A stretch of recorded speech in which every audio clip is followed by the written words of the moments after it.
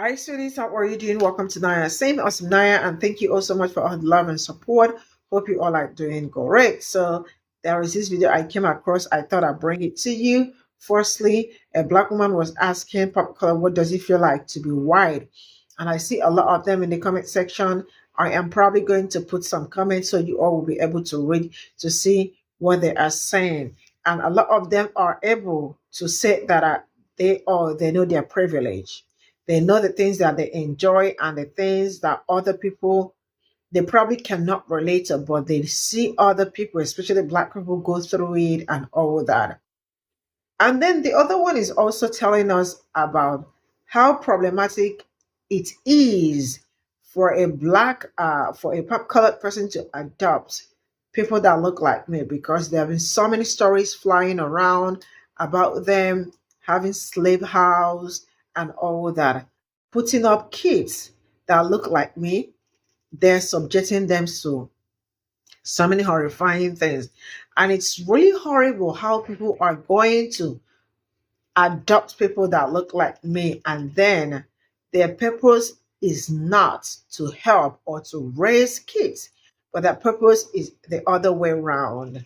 And this is also a wake-up call for people that look like me, because a lot of us sometimes see them as white saviors, and now not remembering, forgetting the implications of what, goes around, especially when it comes to them. Let's get into this. So, white people. Question. What does it feel like to be white? Especially if you're white in America. I mean, if you're not in America and you're white, you can answer this question, but especially if you're white and American, how does that feel? I know, being a black person, especially a black woman, one of the biggest issues is that we're always exhausted carrying our entire race on our backs. We always feel like a monolith, even though we're not a monolith, and that one of us can mess up and it would make the entire race look bad. And I'm sure it's the same way for Mexicans and, indigenous people, but I never hear white people talk about stuff like that. So let me know. Stitch, duet, whatever. But how does it feel?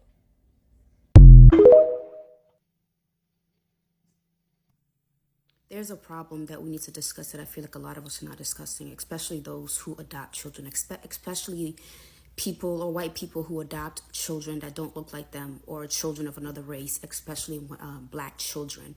I made a series on my page talking about my adoption stories and the horrors and things that I faced living in a household that is white, that, stereotyped me, that treated me horribly in ways that were very detrimental to who I am today, very hurtful and neglectful. And there was a lot of other adoptees that reached out to me that were also adopted by white people that were detailing the same thing. And I feel like that's not something we don't talk about enough. And I don't buy in the idea of white people should not adopt at all. No, I don't believe in that. I believe there are kids that need help, that need to be adopted. However, a discussion needs to be happening with amongst white people to, if you're going to adopt a black kid, you have to check your racial bias. You have to do some type of class where you check your racial bias, what you think about white people. Even in ways you don't even think that you have issues with black people. You don't know. There has to be something, and I feel like a lot of adoption agencies fail black children in this aspect because they don't make white people take these classes to make sure that you're going to be adopting a child. You need to check yourself in a lot of that. And my friend and I started a podcast called Adopt a Gal's Podcast to figure out how to bridge a better connection between the white adoptee and the white adoptive parent and the black adoptee to create a better experience between the two. Because I don't believe in, just don't adopt black kids. No, I don't believe in that, because there are kids who need homes. However, a lot of white people who have adopted children, and the horror stories that I hear from black kids, they have this stance of, well, we gave you a good life, we adopted you, we gave you all of that stuff. And my family, they gave me a good life, but there was horrible things that were happening to me in that house. And their stances, and a lot of white people who have adopted black children, is, I gave you a good life, so just forget about the bad stuff, forget about the stereotypes, forget about how you were treated differently from the rest of the kids, forget about that, just be grateful. And that is not okay. That is nasty. That is evil. That is not okay. And we have to be serious. We have to talk about this. And white people who adopt, you have to put aside your ego. Because a lot of times when it comes to adoption, white people who adopt, a lot of it is about them and their white supremacy of looking good, of, you know, look at you, look at what you're doing, like being praised, where a lot of times they forget about the human that they're actually adopting. And they forget to see them as who they are. And I guarantee you, me saying this right now, there's going to be some white people underneath my comments telling me that I have to be grateful. If you can go back and watch my series that I make, and you come back and you make that comment, I pray to God that you don't have a black child in your household, or that you never, ever adopt a black child. In order to have these conversations, you have to be open. You have to be open and understanding on where black children who are telling you, who were adopted by white people, their experiences, what they've been through, and asking you to change and look at things differently. There has to be some type of, okay, I need to step back. But so far, I see a lot of white people who have adopted who just will not see their child and the struggles that they have that has happened in their household, because they just don't want to accept it. They want to just accept that, oh, I was just a good parent, and that is good enough. And it's not, because what you're doing evil things to kids that even if you don't even try, even if it's not intentional. So a lot of times when you see black people are hesitant when they see white people adopting black kids, it's not because it's based off of, you know, race. We don't want y'all to have black kids in your house. No, that's not what it is. It's just that there's a lot of prejudice that exists in white people. Not all white people, but a lot of white people, even majority of white people, who don't think they have prejudice against black people that exist. Because you're going to make mistakes. You are. Because you are two different races.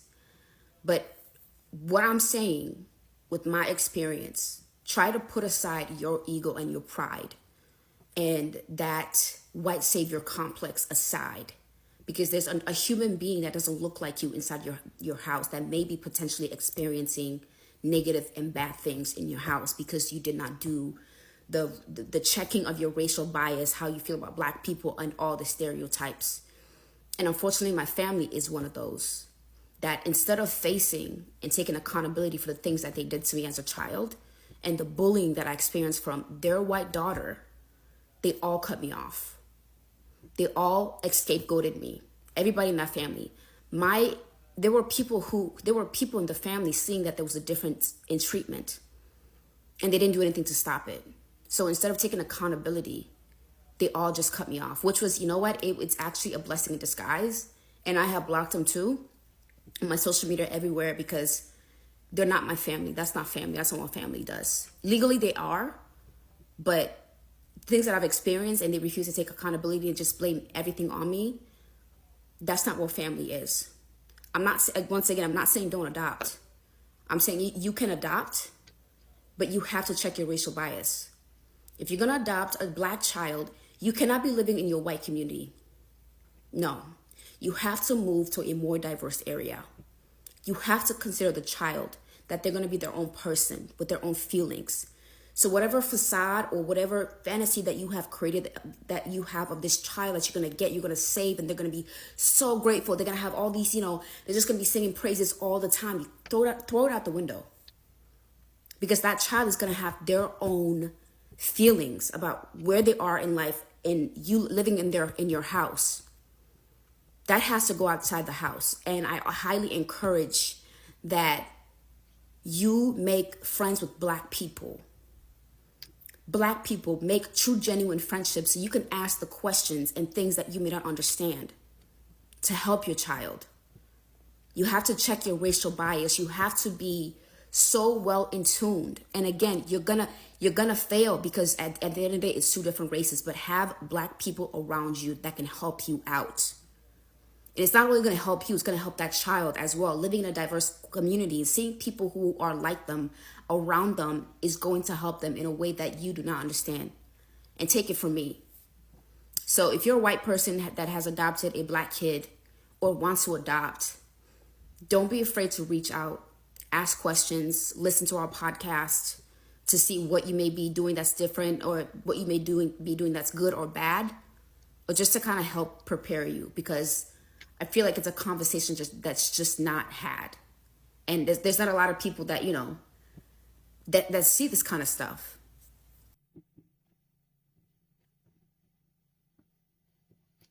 So this is all I got from the video. And the first video, actually, I brought her part 1, part 2, part 3 here because she was actually adopted by, and according to her, living with them was a nightmare. And at some point, they actually cut her off and she couldn't reach out to them. And she said, to this very much, she said she would never like to reach out to them, the rest of it. And you all remember the recent event that happened. Actually, there was an event that happened before she told her story, and that was when a Black woman asked, why do white people adopt people that look like me, right? And it was all controversy for almost 1 month. I mean, colored people coming out to tell Black people that they have so many kids that they are not training, and they should have stopped having much kids. So probably by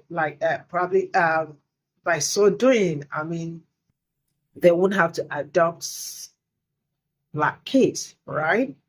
And then just this past week, I think on Wednesday, couple that have been they adopted 5 children, people that look like me, and turned them to slave, right? And that did not sit well with a lot of people, and there is no how that would have sit well with any human being. So they were taken to the police station, and sincerely speaking, if the police or CPS did what they were supposed to do on time, those kids would have been rescued so much ahead of time, right? But reports were coming because the neighbors discovered something that made them call the police, call the CPS, but they refused to do anything about it. And the kids, they built a separate house for them in the same yard. I think that is what, it's the same yard. And they built it not like those slave houses. They built something like slave house for them. There is no light, nothing in that house.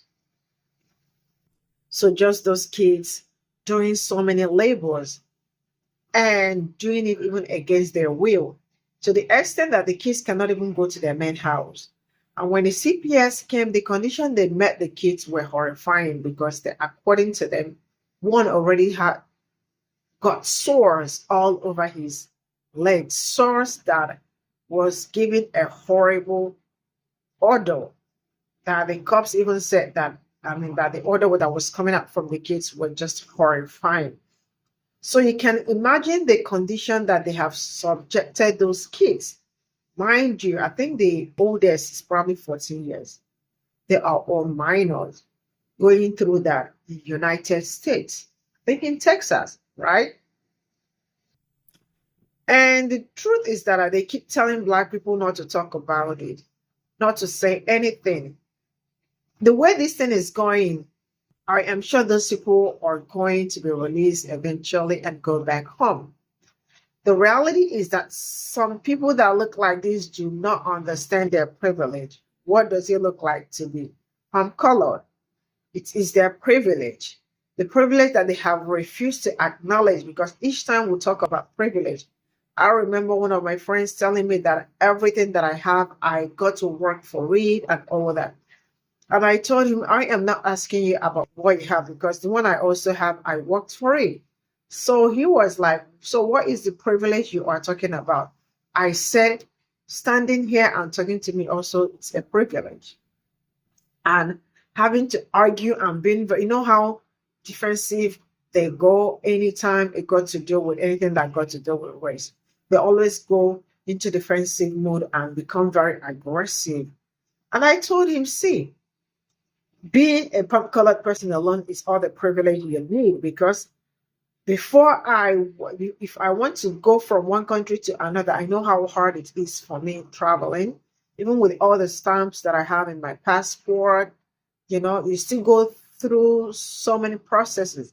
Trust me, if I get to the airport with these people, they will be attended to before anything. And before I even get to anywhere, they will absolutely pull me over because they want to know why you are traveling and where you are going and how much you have in your purse and what is the purpose of your travel and all that. So some of them have refused to acknowledge their privilege. But trust me, these couples, because I heard they are really wealthy couples, because for them to adopt 5 kids, that tells us some certain things. Most times they want to be savior. And it is from being the white savior that they do the very most. I remember, sorry, I am digressing, but I am trying to point out some of those privileges they refuse to acknowledge. I remember one that traveled to Africa, Kenya to be precise, right? Someone that did not study anything, that got to do medicine, nursing, or nothing, and became a doctor immediately. Immediately, she traveled to Kenya. And guess what happened? About 100 and something kids are unalive to this very moment. And they used palm color supremacy and covered it up. So many stories about them and the things they've been doing and all that. But sometimes you sit back and you think about it and you're like, I am not going to support anybody doing crime or something. If you do the crime, be ready to do the time. That is always what I am for. But what if the role reverse? What if the role reverse? What will happen? These people, the couple, they will absolutely be bailed on probably charges, or what do they call that?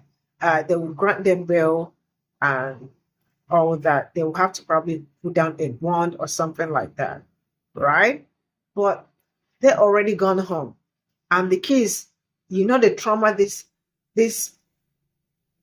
will cost them. The kids will go through a lot of trauma. You know how many years they've been doing that in that house. And the fact that they've been calling the cops and the CPS and they refuse to attend to what's going on is also evil. That tells how nonchalant they could be when it comes to people that look like me. But then the most important thing is that people have refused. I am not saying it's all of them, but majority of the people that travel to adopt people that look like me, and they end up maltreating them and making their life really very miserable. I am not lying about it. There have been so many stories. But then what do I know? They will still tell me that I am bringing division, or that I am creating some stupid awareness, because I learned some of them saying that I am the one making all these stories up. I don't make up any stories. All these are the things that are happening. Some of them are even taken from Fox News and all that. So majority of them are happening in your neighborhood, and some of you do not know it. But this is also a wake-up call for so many other people, because it's not only Black people that watch my video, okay, most especially Black people, but Africans also, people from different places. So this is also a wake-up call for every one of us, especially those agencies that adopt, that process papers and all that for people to adopt kids. They also need to be charged, because some of them know some certain things that is going on there. But then it is what it is. See you all in my next video. Bye for now.